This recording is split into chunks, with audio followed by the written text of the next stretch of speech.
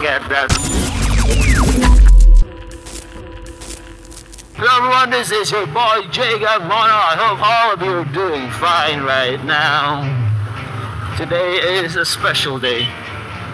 I'm gonna be renewing my motorcycle registration. This motorcycle right here, the Honda Click 125i. I'm gonna take you with me, going to the LTO and take you to the process of renewing the registration. I bought this motorcycle way back 2015 July. The ending of my plate number is 8, so I had to renew the registration this month, August, and it's around 2 p.m. and it's a Friday. I hope the LTO is not that busy and they can accommodate my renewal or registration. Excuse me, let me overtake. So actually the process of renewal registration for motorcycle is not that hard.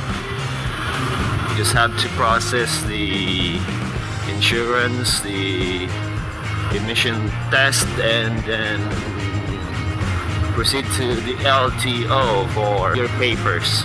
Usually I'm not the one processing my registration, but for now I will be the one doing it so that I can take you with me and hopefully give you some tips for those of you guys who haven't renewed their bikes. Traffic. There are a lot of vehicles in front of me. Excuse me.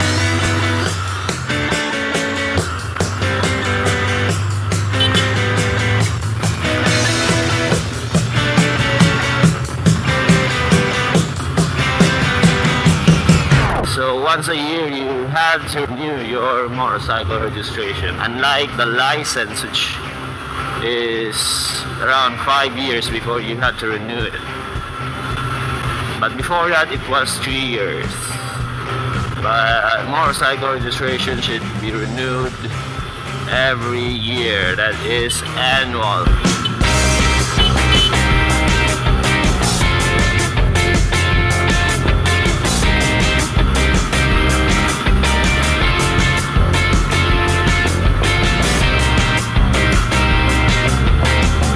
For those people who supported me in this road to 1,000 subscribers.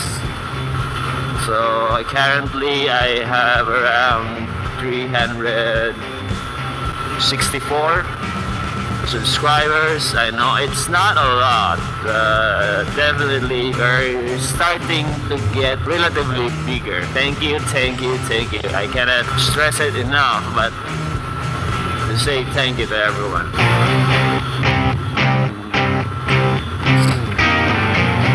So somebody is chasing us.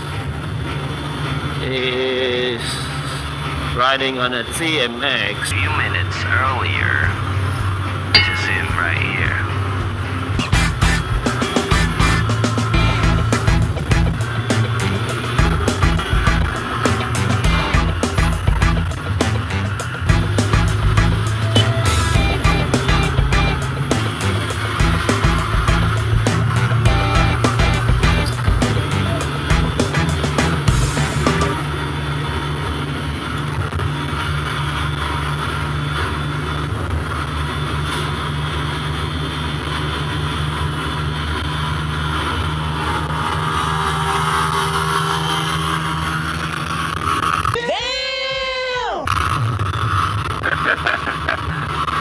Look at that boy, Kamote, right there. No, that's not.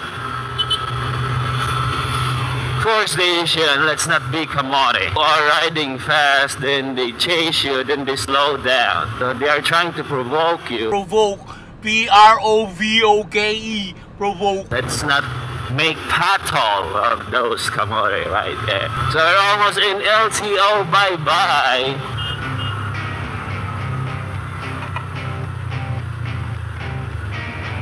Let me ask the guard first. Sir, excuse me. Ano sa'yo na sa magpa-renew? Smoke test and insurance, then LTO for the last step. Now, boss. This is the first step, right? So let me get the papers first. Then I processed the insurance and paid 650 pesos. So you're already done with the smoke test and the insurance. So let's go to window 4. Window 4.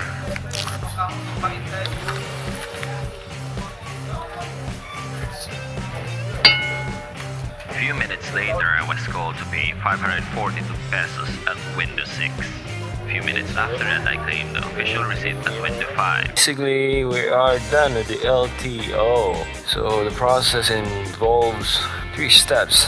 The first step, emission test. Second step, insurance. Third step is pressing your papers in window 4, paying in window 6, and then claiming your papers or your original receipt or OR in window 5. So the whole process from step 1 to step 3 took me around an hour. So not bad, considering I was there around 2:30 and I finished my transaction, all the transactions around 3:30. So earlier, as you've seen, I was chased by Kamote. Kamote usually overtake you. Then afterwards, if they have overtaken you, they slow down. They seem to try to provoke you, as it's saying that, is that all you got? Why won't you race me again? Basically, that is what characterizes a Kamote. Let's go home, because we're done with the LTO. Registration is a must for everyone if you're using your motorcycle and the highway. Another traffic, because it's a Friday. Most of the students and employees are going home. Maybe that's why. Basically, I spent around 1,600 for the renewal of this registration.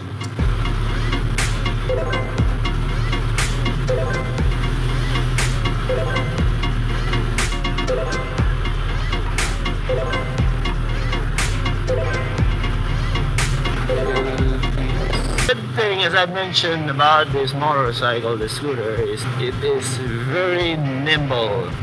You can easily corner with this motorcycle. Unfortunately, when it comes to stability, it's not that good compared to the standard or the underbone type motorcycle, because the engine of the scooter is found at the rear side of the motorcycle, so the weight is more concentrated at the back. The handling feels lighter compared to,